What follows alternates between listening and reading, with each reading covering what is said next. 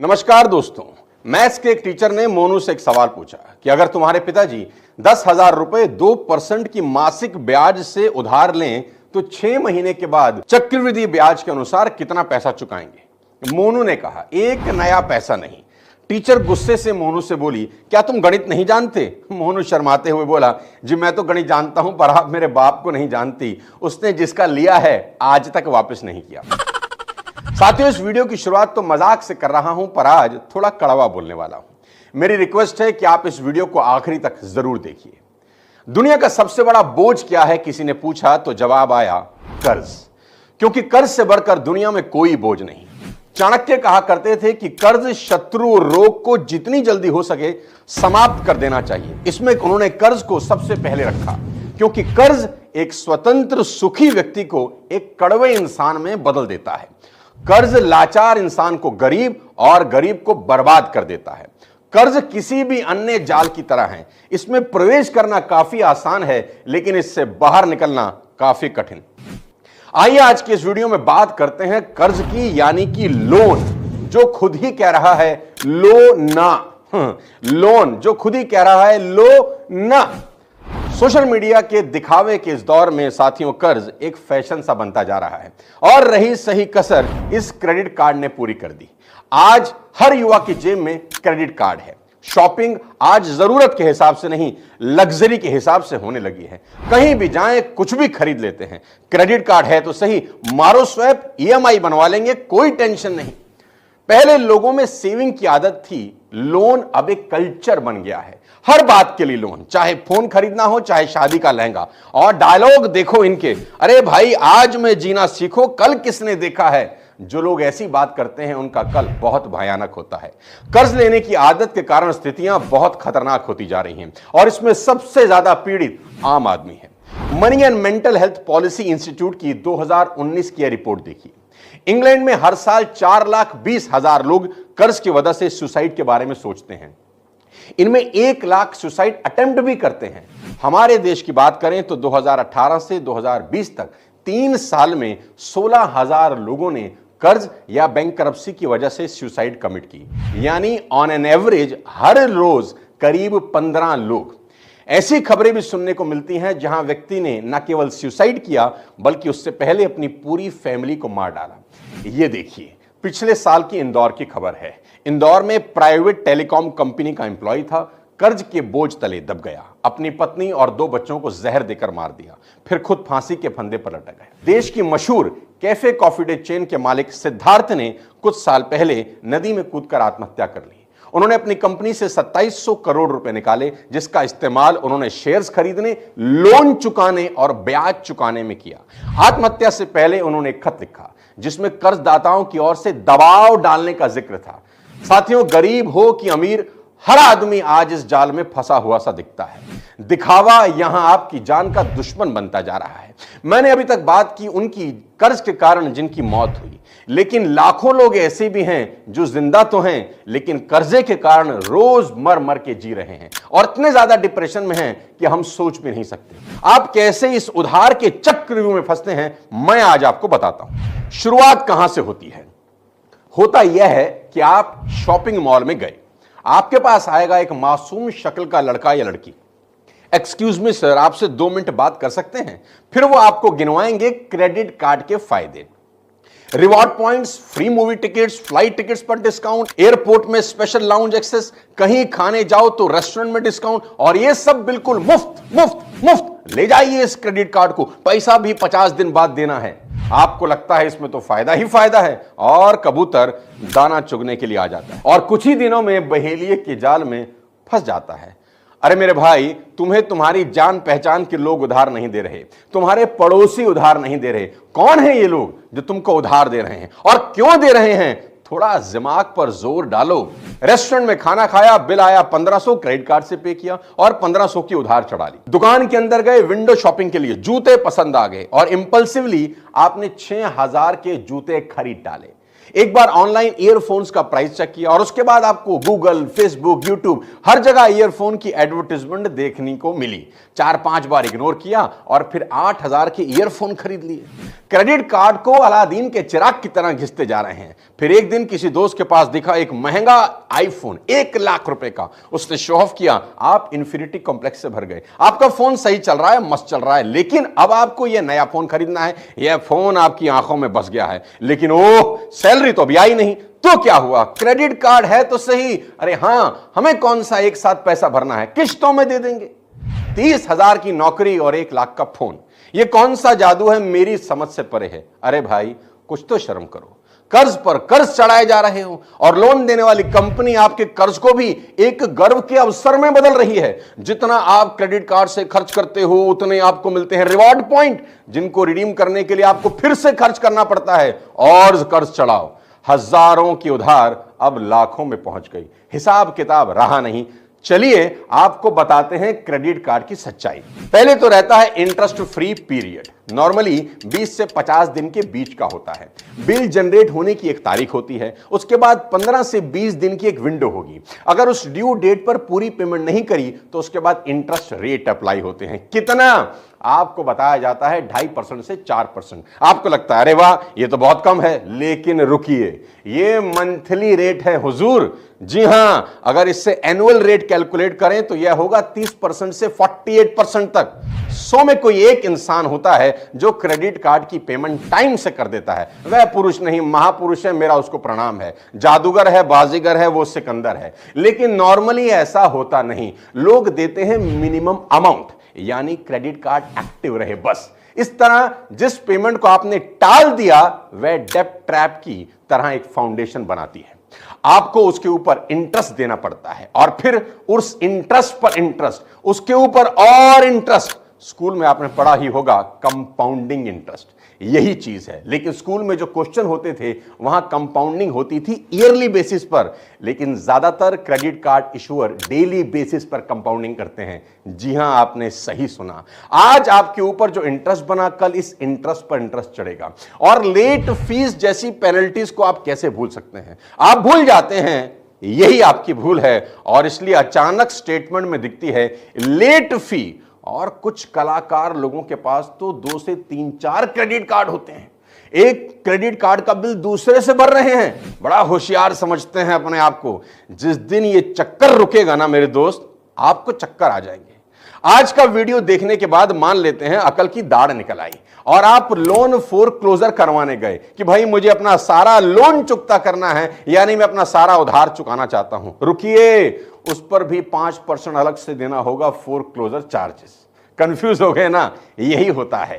Loan लेते वक्त, credit card लेते वक्त सब कुछ कितना सिंपल रखा जाता है कि बस इन 5 जगह पर साइन कर दो और हो गया। लेकिन उस डॉक्यूमेंट में जो इतनी कॉम्प्लेक्सिटी है, आम यूजर उसे समझ ही नहीं पाता और इसी कारण डेब्ट ट्रैप में फंस जाता है। यहां मैं जरूर बता देना चाहता हूं कि क्रेडिट कार्ड या कोई भी लोन बिल्कुल ही खराब चीज नहीं है। मजबूरी में एक बहुत बड़ी सहायता भी है। पर आज का युवा जिस तरीके से उसका इस्तेमाल कर रहा है वो तरीके बेहद खतरनाक हैं। क्रेडिट कार्ड का इस्तेमाल आप बहुत मजबूरी में करें और टाइम से पैसा चुका दें तो कोई हर्ज नहीं, लेकिन ऐसा हो नहीं रहा। अधिकतर लोग मजबूरी के लिए नहीं, अय्याशी के लिए इसका इस्तेमाल कर रहे हैं। खिलौना बना दिया है इसे और कुछ कंपनीज इसी का फायदा उठा रही हैं। पैसे खर्च करने की आदतें बदल रही हैं क्योंकि क्रेडिट कार्ड आसानी से मिल जाता है और हमें फील ही नहीं होता कि एक्चुअली हम अननेसेसरी की ट्रांजैक्शंस भी करते चले जा रहे हैं। साथियों, पैसे को बचाना बहुत जरूरी है और इन्वेस्ट करना भी। कैसे, ये जानने के लिए सुने एक शानदार ऑडियो बुक बनिए मनी मैनेजमेंट में मास्टर कुकू एफएम पर। मैं भी पिछले काफी समय से कुकू एफएम यूज कर रहा हूं और कुकू एफएम इंडिया का बेस्ट ऑडियो शो प्लेटफॉर्म भी है जिसमें 15 लाख से ज्यादा हिंदी पेड सब्सक्राइबर हो गए हैं। इसकी सबसे अच्छी बात यह है कि यह आपकी स्क्रीन एडिक्शन को कम करने में आपकी हेल्प करता है। कुको एफएम का सब्सक्रिप्शन सिर्फ 99 रुपीज मंथली का है। अगर आप मेरा कोड सोनू 50 यूज करोगे तो आपको फर्स्ट मंथ की सब्सक्रिप्शन पर 50% ऑफ, यानी 99 की जगह 49 रुपीज में मिल जाएगा। वापस लेकर चलता हूं आपको अपने टॉपिक पर। वैसे जहां कॉम्प्लेक्सिटी नहीं होती लोग फंसते हैं, वहां पर भी यहां एक नई कहानी शुरू होती है। जी हां, एंट्री होती है प्राइवेट मनी लेंडर्स की। ये वो लोग हैं जिनसे लोग जल्दी आकर्षित होते हैं क्योंकि ज्यादा कागजी कार्रवाई नहीं होती, लोन जल्दी से जल्दी मिल जाता है, लेकिन इनके इंटरेस्ट रेट क्रेडिट कार्ड से भी अधिक होते हैं। वैसे तो अलग अलग स्टेट गवर्नमेंट ने लिमिट लगाई हुई है कि एक पर्टिकुलर इंटरेस्ट रेट से ज्यादा चार्ज नहीं किया जा सकता, लेकिन जमीनी सच्चाई यह है कि बहुत से प्राइवेट मनी लेंडर्स अनलाइसेंस्ड हैं और यहां मंथली 10% के इंटरेस्ट रेट भी देखने को मिलते हैं। 5,000 रुपया उधार लिया तो हर महीने 500 रुपया इंटरेस्ट। अगर आपने नहीं दिया तो इनके पास रिकवरी एजेंट्स हैं, जो आम भाषा में गुंडे बदमाश टाइप के लोग होते हैं। वे आपसे पैसा निकलवाने के लिए आपको धमकाएंगे, परेशान करेंगे। कई लोग ऐसे हैं जिन्होंने जितना पैसा इन लोगों से लिया उससे दुगना चुका चुके हैं, लेकिन मूल फिर भी वहीं का वहीं खड़ा है। यही है इनकी करामात। और यहां मत रुकिए, लीजिए, अब इस देश में कर्ज के नाम पर बाजार में लोन ऐप भी आ गई हैं। जी हां, यह हमारा और आपका डिजिटल इंडिया है। यहां बिना ज्यादा कागजी कार्रवाई के फटाक से लोन मिल जाता है। इसी चक्कर में लोग कई इन फ्रॉड चाइनीज लोन ऐप का भी शिकार हो रहे हैं। ये लोन ऐप कहती हैं कि बस अपना आधार कार्ड अपलोड करो, बैंक डिटेल दो और लोन पाओ। 3 दिन में व्यक्ति के अकाउंट में पैसा भी आ जाता है। उसके बाद 1 हफ्ते के बाद शुरू होता है एक खौफनाक मंजर। लोन ऐप वालों का फोन आता है और एक बहुत बड़ा अमाउंट डिमांड किया जाता है। यह ऐप उस व्यक्ति के फोन से कॉन्टैक्ट्स और गैलरी का एक्सेस ले लेती हैं, उसके फोटोग्राफ्स को मॉर्फ करके उसके कॉन्टैक्ट्स को भेजना शुरू कर देती हैं। व्यक्ति शर्मिंदा हो जाता है, घबरा जाता है। हैदराबाद की खबर देखिए। हैदराबाद के चंद्रमोहन ने लोन ऐप से लोन लिया 70,000 रुपए का और बदले में 2 लाख रुपए वापस भी लौटा दिए। फिर भी उसको हरासमेंट के कॉल आने लगे। चंद्रमोहन ने मेंटल टॉर्चर के कारण फांसी लगाकर सुसाइड कर लिया। परिवार वालों की कंप्लेंट के बाद साइबराबाद पुलिस ने बाद में 3 लोगों को गिरफ्तार किया, एक गुरुग्राम से और 2 कर्नाटका से। बाद में मालूम यह चला कि माइकल नाम का व्यक्ति, जो मूलतः चाइना का रहने वाला था, उसने ये लोन ऐप डेवलप किया और बाद में 3 अलग अलग कंपनीज को बेच दिया। आज भी ना जाने कितनी ऐप ऐसी बाजार में चल रही हैं। साथियों, यह सब सुनना बहुत डरावना लग रहा होगा, लेकिन डरिए मत, सॉल्यूशन भी आपको बता देता हूं। आज प्रॉब्लम जितनी कॉम्प्लेक्स है, सॉल्यूशन उतना ही सिंपल है। 7 पॉइंट्स आज आपको बता रहा हूं, याद रखिए। सबसे पहले याद रखें, जिसका लिया है उसका लौटाना है। इसको सबसे पहले याद रखें। सबसे पहली बात तो यह है कि कभी ऐसा मत सोचिए कि लोन लेकर चुकाएंगे ही नहीं। कहने में बात तो बड़ी अजीब लग रही है, लेकिन यह भी एक सच है। कुछ लोग तो मजबूरी की वजह से लोन नहीं चुका पाते, लेकिन कई लोग कलाकार हैं, शर्म को साइड में रख देते हैं। जिससे कर्ज लिया उसके आगे बहाने बनाएंगे, उसकी 2 बातें सुन लेंगे, फिर उसका फोन उठाना बंद कर देंगे। बैंक से लोन लिया है तो नोटिस से बचेंगे। इनकी इंटेंशन ही नहीं होती कर्ज चुकाने की, बस कमाने का आलस है तो लोन ले लो और ऐसी ही जिंदगी चलाते रहो। इधर का पैसा उधर, उधर का पैसा इधर। यानी बेसिकली, बुरा मत मानिए, गलत शब्दों में हरामखोर टाइप के लोग हैं। हाँ, यानी फालतू फंड में खाने वाला, ऐसा पैसा जो गलत है, धर्म में जिसकी मनाही है। बाइबल में ऐसे व्यक्ति को विक्ट भी कहा गया है, यानी दुष्ट, जो कर्ज लेता है लेकिन चुकाता नहीं। अगर आप ऐसे हैं तो प्लीज हाथ जोड़ के विनती है, थोड़ी खुददारी लाइए, जिनका लिया है लौटा दीजिए। Point number 2, loan for need और डिजायर। यानी जब आप लोन लेने गए तो क्यों गए, सोचिए। क्या लोन लेना जरूरी था? इस सवाल का सिंपल सा जवाब है कि लोन लेना तभी जरूरी है जब जरूरत के लिए लिया जाए, डिजायर के लिए नहीं। रोटी कपड़ा मकान शिक्षा सेहत रोजगार, ये जरूरतें हैं। आपको कॉलेज में एडमिशन के लिए लोन लेना चाहिए तो ठीक है, लेकिन लोग फॉरेन ट्रिप के लिए लोन ले रहे हैं। पूरा का पूरा परिवार जा रहा है घूमने ईएमआई पे। महंगे आईफोन के लिए लोन ले रहे हैं। सैलरी 30,000 की और हाथ में आईफोन 14 प्रो चाहिए। मुझे तो समझ में नहीं आता कि ये हो क्या रहा है। मैं नहीं कह रहा कि ख्वाहिशें नहीं होनी चाहिए, लेकिन ख्वाहिशों के लिए लोन कभी नहीं लेना चाहिए, मेहनत करनी चाहिए। आपको 10,000 15,000 रुपए के फोन की जरूरत है, लेकिन 1 लाख का फोन आपकी ख्वाहिश है। मैं नहीं कह रहा ख्वाहिशें मत पालिए, लेकिन दोस्त मेहनत करके ख्वाहिश पूरी करिए, ईएमआई से नहीं। इसी तरह 6-7 लाख रुपए की कार एक जरूरत है, लेकिन 40 लाख रुपए की फॉर्च्यूनर एक ख्वाहिश है। ख्वाहिशें पूरी करिए, लेकिन मेहनत करके। पॉइंट नंबर 3, कैंची उठाएं और अभी के अभी अपने सभी क्रेडिट कार्ड को काट दें। ये मेरी पर्सनल सजेशन है। मैंने उठाई कैंची, मैंने निकाला अपना क्रेडिट कार्ड और अपने हाथ से इसको काट, उससे बाहर निकलिए। जितना जल्दी हो सकता है उतना जल्दी निकलिए। याद रखें, सर पर अननेसेसरी कर्ज नहीं रखना, चाहे कुछ भी हो जाए।